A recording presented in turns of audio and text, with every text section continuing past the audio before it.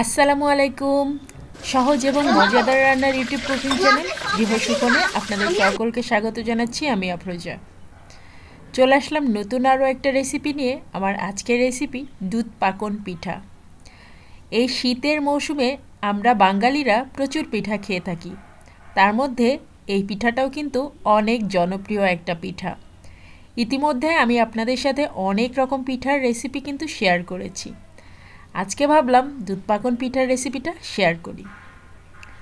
তো এই পিঠাটা খেতে কিন্তু ভীষণ মজা, মুখে দিলেই যেন মিলিয়ে যায়। এই পিঠাটা একবার হলেও ট্রাই করবেন। ভিডিওটা ভালো লাগলে অবশ্যই like, share and subscribe my channel and follow my Facebook page. তো চলুন আজকের রান্নাটা শুরু করি।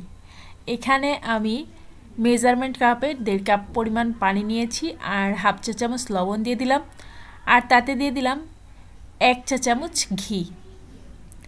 এখন পানিটা ফুটে উঠেছে, এর মধ্যে এখন আমি মেজারমেন্ট কাপে 1.5 কাপ পরিমাণই চালের গুঁড়া দিব।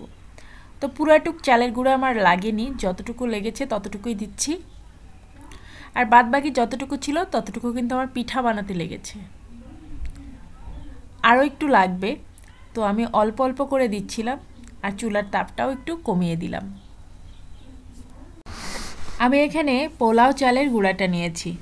চেষ্টা করবেন পোলাও চালের গুঁড়াটা নিতে, কারণ খুব সুন্দর একটা ফ্লেভার আসে পোলাও চালের গুঁড়া দিয়ে পিঠা বানালে। আমি সবসময় যে কোনো ধরনের পিঠাই পোলাও চালের গুঁড়া ইউজ করি। আতপ চালের গুঁড়া নিতে পারেন, বাট পোলাও চালের গুঁড়া দিয়ে যে কোনো পিঠা বানালে একটা শাহি শাহি ফ্লেভার আসে। এখন গরম অবস্থাতে হাতে একটু ঘি মাখিয়ে এই ডোটা ভালো করে মথে নিব, আর সুন্দর একটা নরম একটা ডো তৈরি করে ফেলবো। এখানে ডোটাকে আমি 2 ভাগে ভাগ করে নিয়েছি। এখন যেখানে পিঠাগুলা বানাবো সেখানে একটু আটা নিয়ে নিলাম, শুকনা আটা। আর এখন পিঠাগুলা বানাতে হবে। এই পিঠাটা বানাতে আমি কোনো ছাঁচ ইউজ করিনি। এখানে আমি 2টা চিরুনি ইউজ করেছি, নতুন চিরুনি এগুলা। অবশ্যই নতুন চিরুনি ইউজ করবেন, এখানে কিন্তু পুরান চিরুনি ইউজ করবেন না। আমি অলরেডি অনেকগুলা পিঠা বানিয়ে ফেলেছি, দেখতে পাচ্ছেন এই চিরুনিগুলা দিয়েই বানিয়েছি। আর এখন আপনাদেরকে 2-1টা বানিয়ে দেখাচ্ছি। দেখেন, এইগুলা হচ্ছে নতুন চিরুনি। আমি নতুন চিরুনিটাকে খুব ভালো করে পরিষ্কার করে নিয়েছি, আর ডো থেকে অল্প অল্প করে গোল গোল করে একটু করে ডো নিয়ে নিচ্ছি, আর তা দিয়ে এই পিঠাগুলা খুব সহজে বানিয়ে ফেলছি। দেখা যায় যে অনেক সময় ঘরে ছাঁচ থাকে না, তো তখন কিন্তু ডিজাইন করাটা একটু কঠিন হয়ে যায়। তো এরকমভাবে কিন্তু এই পিঠাগুলো এই যে বানিয়ে নিতে পারেন, খুব সহজ বানানো। জাস্ট ছোট ছোট একটু ডো করে নিতে হবে, গোল গোল লেচি কেটে নিয়ে তারপরে সেটা চিরুনির সাহায্যে এভাবে করে বানিয়ে নিতে হবে।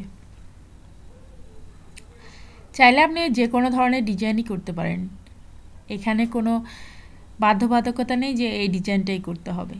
এটাকে আবার অনেকে কড়ই পিঠাও বলে, আবার অনেকে চিরুনি পিঠা বলে। তবে আজকে আমি দুধ পাকন বানাবো এটা দিয়ে। এরকম করে পিঠা বানিয়ে গুড়ের শিরা বা চিনির শিরা দিয়ে ডুবিয়ে নিলেও কিন্তু মচমচা ক্রিস্পি সুন্দর পিঠা হয়, সেগুলা খেতেও কিন্তু খুব ভালো লাগে। ইনশাআল্লাহ শীতকালে আরও অনেক পিঠার রেসিপি আপনাদের সাথে শেয়ার করব, আল্লাহ বাঁচিয়ে রাখলে। অনেকগুলা পিঠার রেসিপি কিন্তু আপনাদের সাথে শেয়ার করেছি।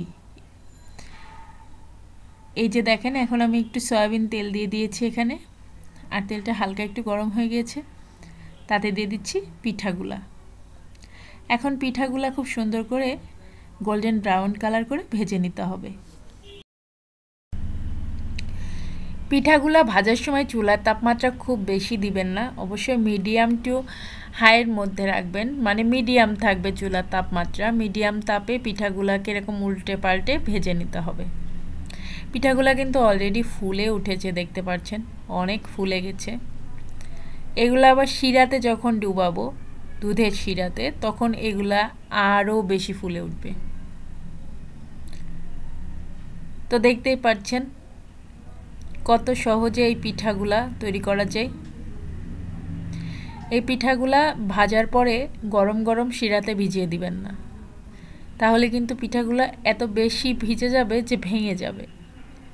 তাই পিঠাগুলা ভাজার পরে একটু ঠান্ডা হতে সময় দিবেন। কুসুম কুসুম গরম থাকবে, তখন পিঠাগুলা ভিজিয়ে দিবেন। তো এখন আমি পিঠাগুলাকে উঠাই নিব আর শিরাটা তৈরি করব। শিরাটা তৈরি করতে করতে পিঠাটা কিছুটা ঠান্ডা হয়ে যাবে, কুসুম গরম হয়ে যাবে। এখন শিরাটা তৈরি করতে যাব। শিরাটা তৈরি করার জন্য আমি মেজারমেন্ট কাপের 4 কাপ পরিমাণ দুধ নিয়েছিলাম। আর এই 4 কাপ দুধকে আমি জাল করে শুকিয়ে 3 কাপ করে নিয়েছি। একটু ঘন দুধ হলে বেশি ভালো টেস্ট হবে শিরাটার। আর শিরা যত টেস্টি হবে পিঠাও তত টেস্টি হবে।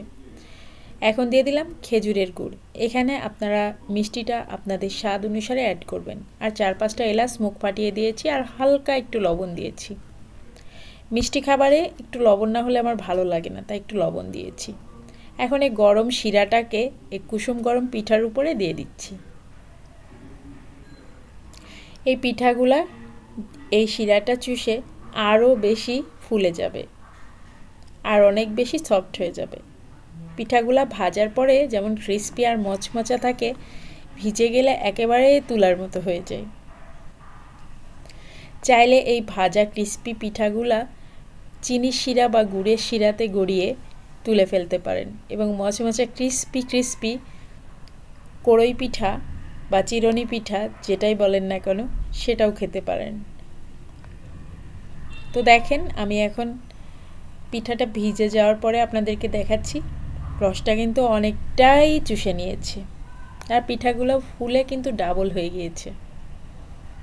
এই পিঠাটা খেতে কিন্তু খুব ভালো লাগে। শীতকালে আমাদের দেশে আমরা যারা বাঙালিরা আর কি, আমরা কিন্তু প্রচুর পিঠা খেয়ে থাকি। বিভিন্ন রকম পিঠা আমাদের দেশে বানানো হয় আর বিভিন্ন রকম পিঠা শীতকালে খেতেও ভালো লাগে। আপনাদের সাথে ইতিমধ্যে আমি অনেক পিঠার রেসিপি শেয়ার করেছি। চিতই পিঠা, পুলি পিঠা, দুধ পুলি পিঠা, হাতে কাটা সেমাই বা চুই পিঠা, কত রকম পিঠাই তো আপনাদের সাথে শেয়ার করলাম। পাটিসাপটা পিঠা। তো পিঠার রেসিপিগুলো অবশ্যই দেখবেন। আর অবশ্যই পিঠার রেসিপিগুলো ভালো লাগলে ভিডিওটাতে লাইক দিয়ে দিবেন, সুন্দর একটা কমেন্ট করে দিবেন। আপনাদের সুন্দর সুন্দর কমেন্ট পেলে আমার নতুন নতুন ভিডিও তৈরি করার আগ্রহটা অনেক অনেক বেড়ে যায়। এখন এখান থেকে আমি কিছু পিঠা উঠিয়ে নিব, কারণ আমার বাচ্চারা পিঠা খাবে। এই পিঠাটা খেতে আমার বাচ্চারা খুব পছন্দ করে। আমার বাচ্চারাও যেমন পছন্দ করে, আমার পরিবারের সবাই পছন্দ করে। আমার হাজব্যান্ডও খুব পছন্দ করে। আমার হাজব্যান্ড তো যে কোনো ধরনের পিঠা খেতেই খুব পছন্দ করে। এখন উঠিয়ে নিচ্ছি। শেষের এই ভিডিওটা করার সময় আমি ট্রাইপড ইউজ করতে ভুলেই গিয়েছিলাম। এক হাত দিয়ে মোবাইল ধরেছি আর এক হাত দিয়ে পিঠাটা তুলেছি। তো সেক্ষেত্রে দেখা গিয়েছে ভিডিওটা একটু কাঁপাকাঁপি হয়েছে। তো এর জন্য আপনাদের কাছে আন্তরিকভাবে দুঃখিত যে আমি ভিডিওটা ঠিকমতো করতে পারিনি। তো যাই হোক, আমার যারা সাবস্ক্রাইবার আসে আশা করছি তারা এটুকু ভুল কিছু মনে করবে না। ইনশাল্লাহ এর পরের ভিডিওতে এ ধরনের ভুল আর হবে না। তো আজকের ভিডিও কেমন লাগলো অবশ্যই কমেন্ট করে জানাবেন, অবশ্যই জানাবেন। আর আজকের পিঠাটা একবার হলেও ট্রাই করবেন, আশা করছি ভালোই লাগবে আপনাদের। এই পিঠাটা মুখে দিলেই যেন মিলিয়ে যায়, খুব টেস্টি একটা পিঠা। অবশ্যই অবশ্যই ট্রাই করবেন। অনেকে আবার এই পিঠাকে খেজুর পিঠা নামেও চেনে। দেখতে অনেকটা খেজুরের মতোই দেখায়। এখন এই পিঠাগুলা খেয়ে নিব আমরা। তো এখন একটা খেয়ে আপনাদেরকে দেখাবো একটু পরে। তো আজকের ভিডিও কেমন লাগলো অবশ্যই কমেন্ট করে জানাবেন। আমি ভিডিওটা শেষ করছি। সবাই ভালো থাকবেন, সুস্থ থাকবেন, নিরাপদে থাকবেন। আমার বাচ্চাদের জন্য সবাই দোয়া করবেন, আমার পরিবারের জন্য সবাই দোয়া করবেন। আর আমার জন্য দোয়া করবেন আমি যেন আরও সুন্দর সুন্দর কন্টেন্ট আপনাদেরকে উপহার দিতে পারি। আজকের মতো আল্লাহ হাফিজ।